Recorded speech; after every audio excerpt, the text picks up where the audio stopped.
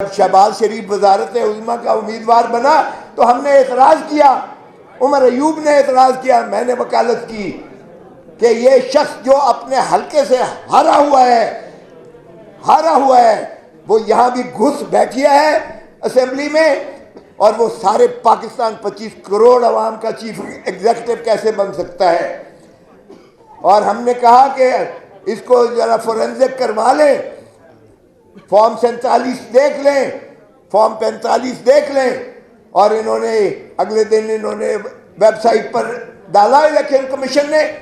اور بچے نے دیکھا کہ کتنا بڑا فراڈ، اور بھائی تم نے 825 کو اگر 325 کیا تو کم از کم کوئی عقل تو استعمال کر لیتے، یا آپ نے 1500 میں سے ایک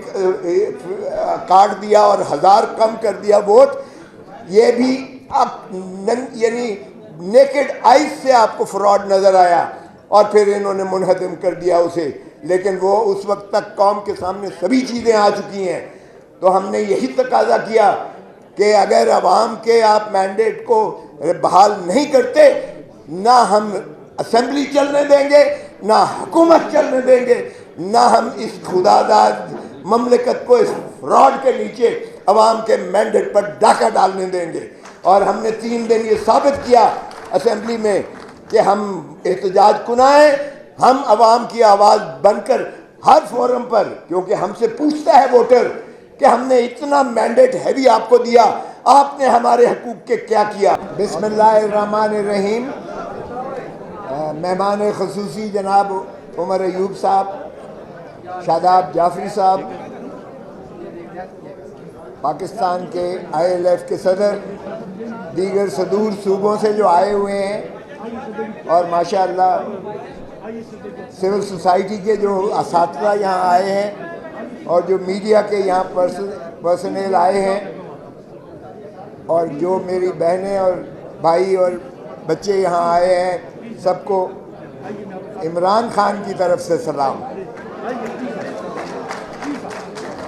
یہ بڑی ہم جس آگ کا دریا سے گزر کے آئے ہیں، آپ کو سبھی کو اندازہ ہے یہ 2 سال میں اس ملک کے ساتھ جو کھلواڑ ہوا ہے، یہ ایک تاریخ میں ایسا رقم کیا جائے گا۔ اور جو کل فیصلہ کیا ہے سپریم کورٹ نے، 45 سال کے بعد جو فیصلہ کیا ہے سپریم کورٹ نے کہ جی ایک شخص جس کو پھانسی دے دی گئی، اس کو انصاف فراہم نہیں کیا گیا، ڈیو پروسیس آف لا نہیں کیا گیا، آبزرو کیا گیا، اور قانونی تقاضے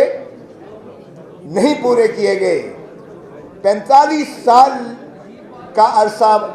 سپریم کورٹ نے لگایا یہ فیصلہ کرنے میں، اور اپنے ماتھے سے کلنک کا جو ہے ٹیکا اتارنے کی کوشش کی۔ لیکن میں پوچھتا ہوں، کیا یہ انصاف ہے؟ آج انہیں یہ نظر نہیں آتا؟ یہ بھی ذرا دیکھیں کہ کیا ہوا، اور پھر اس کے بعد چلتے جائیے گا ذرا کہ جو ظلم اور بربریت روا کی گئی، عمران خان کو بائیو میٹرک کمرے سے، اسلام آباد ہائی کورٹ کے بائیو میٹرک کمرے سے گرفتار کیا گیا، اور سپریم کورٹ نے فیصلہ دیا کہ یہ تضحیک ہے عدلیہ کی، اور سپریم کورٹ نے انہیں مخلصی دی عمران خان کو۔ اب ذرا دیکھیے 9، 10، 11، 12 مئی عمران خان ان کی تحویل میں ہیں، کسٹڈی میں ہیں، اور 200 مقدمات جو ہے عمران خان پر کر دیے جاتے ہیں، اور 200 سے زیادہ کئی مقدمات جو ہے یہاں عمر ایوب صاحب بیٹھے ہوئے ہیں، یہاں جتنے ہمارے اکابرین بیٹھے ہوئے ہیں ان پر کر دیے گئے۔ یہ ایک ایسی ظلم اور بربریت کی داستان کی گئی، کبھی آپ نے ایسا سنا ہوگا؟ ایک شخص شر قتل ہوتا ہے کوئٹہ میں، خان کے فرشتوں کو نہیں پتا، اور خان کو اعانت میں جو ہے کر دیا جاتا ہے، ملزم بنا دیا جاتا ہے، اور PS to PM جو آج انفارمیشن منسٹر بننے جا رہے ہیں، فراڈ کے اس بنیاد پر 9 فروری کے فارم 47 کی وجہ سے جس کو وزیر اعظم بنایا گیا ہے، اور جو وزارتیں حلف لینے جا رہے ہیں، وہ آپ کے مینڈیٹ پر ڈاکہ مار کے کیا گیا ہے۔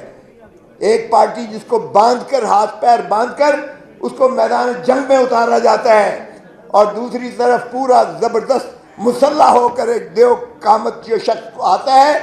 اور آفرین ہے عوام پر کہ عوام نے اسے چاروں شانے چت کر کے گرایا، اور ہاتھ پیر بندھے ہوئے پہلوان کو انہوں نے جتا دیا۔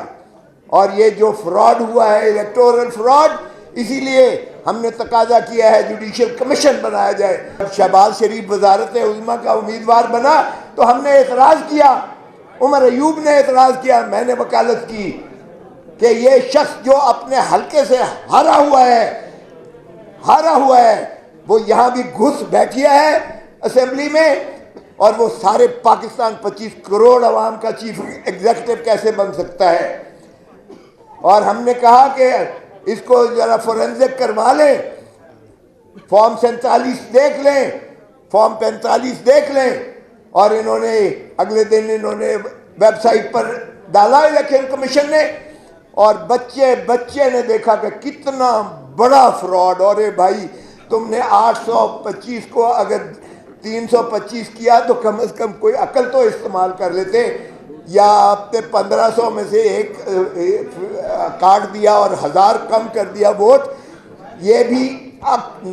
یعنی نیکڈ آئیز سے آپ کو فراڈ نظر آیا، اور پھر انہوں نے منہدم کر دیا اسے، لیکن وہ اس وقت تک قوم کے سامنے سبھی چیزیں آ چکی ہیں۔ تو ہم نے یہی تقاضا کیا کہ اگر عوام کے آپ مینڈیٹ کو بحال نہیں کرتے، نہ ہم اسمبلی چلنے دیں گے، نہ حکومت چلنے دیں گے، نہ ہم اس خداداد مملکت کو اس فراڈ کے نیچے عوام کے مینڈیٹ پر ڈاکہ ڈالنے دیں گے۔ اور ہم نے 3 دن یہ ثابت کیا اسمبلی میں کہ ہم احتجاج کنائیں، ہم عوام کی آواز بن کر ہر فورم پر، کیونکہ ہم سے پوچھتا ہے ووٹر کہ ہم نے اتنا مینڈیٹ ہیوی آپ کو دیا، آپ نے ہمارے حقوق کے کیا کیا؟ تو اگر اس طرح سے ڈاکہ مارتے ہیں، اور آئین میں دیکھیے، آئین میں صرف اور صرف عوام ہی مقتدر ہیں، آئین میں صرف اور صرف آرٹیکل 7 میں عوام کو حق ہے نمائندے بھیجنے کا اسمبلی میں اور پارلیمان میں، اور انہی سے جو ہے حکومت بنتی ہے، عوامی نمائندے سے۔ اس میں نہ مقتدر حلقہ ہے کوئی، نہ فرشتے ہیں، نہ عدلیہ ہے۔ اور آرٹیکل 5 میں کہا ہے لائلٹی ٹو دا اسٹیٹ، مطلب وفاداری عوام کے ساتھ اور تابعداری آئین کے ساتھ، یہ ہے rule of law. Imran Khan سے جب جیل میں بات ہوئی تو اس نے کہا نہ میں ڈیل کرنے والا ہوں، نہ میں ان چور ڈاکو لٹیروں کی طرح بھاگ کر لندن چلا جاؤں گا، میرا مرنا جینا یہی ہے، اسی دھرتی میں ہے، میں عوام کو